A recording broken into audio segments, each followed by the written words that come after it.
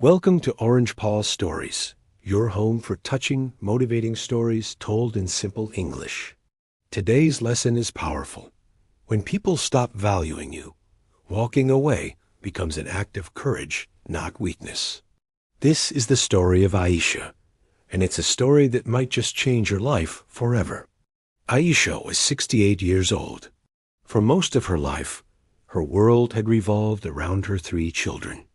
After her husband passed away when they were just babies, she became both mother and father, working tirelessly to give them a future she could only dream of. Her days started before the sun rose and ended long after it set. She washed clothes for neighbors, her hands often raw from the soap and cold water. She cooked meals for other families, the scent of spices clinging to her clothes as she walked home.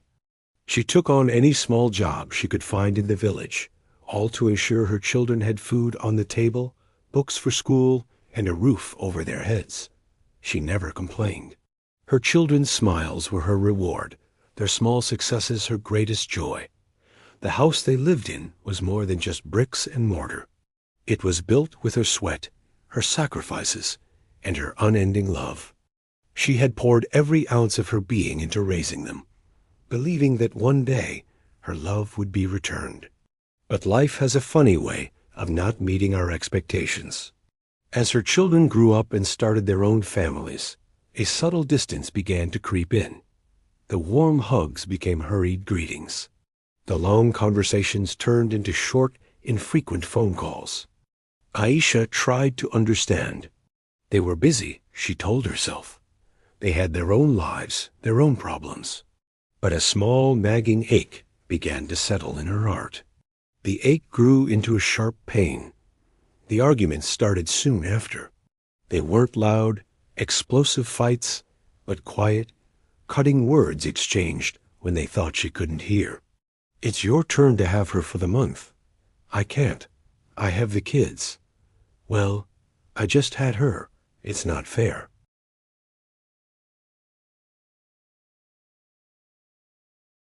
Each word was a small crack in her already fragile heart. She had spent her life making them feel wanted, and now she was the one who was unwanted. Then came the day that shattered her world completely. It was a cool morning, the kind she had always loved. Her 3 children stood before her, their faces a mixture of guilt and grim determination. Her eldest son, the one she had always been proudest of, spoke the words, "Mom, we've talked, and we think it's best if you find another place to live. We need the space, the house she had built, the home she had filled with love." They were asking her to leave. Aisha looked at them, searching their faces for a sign, a flicker of the children she had raised. But she saw only strangers. Her heart didn't scream. It went silent.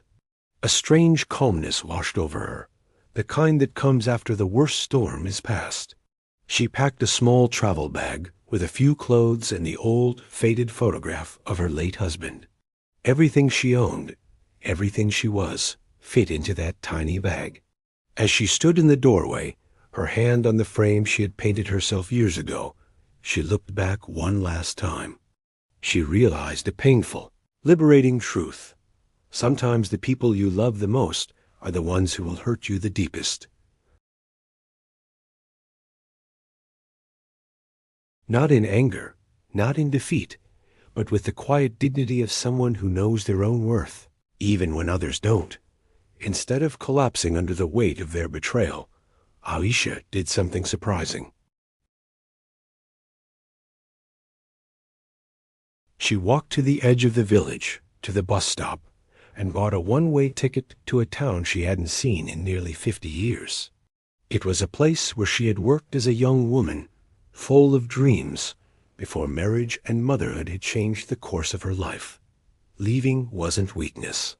For Aisha, leaving was an act of courage. It was her way of saying, "My story is not over.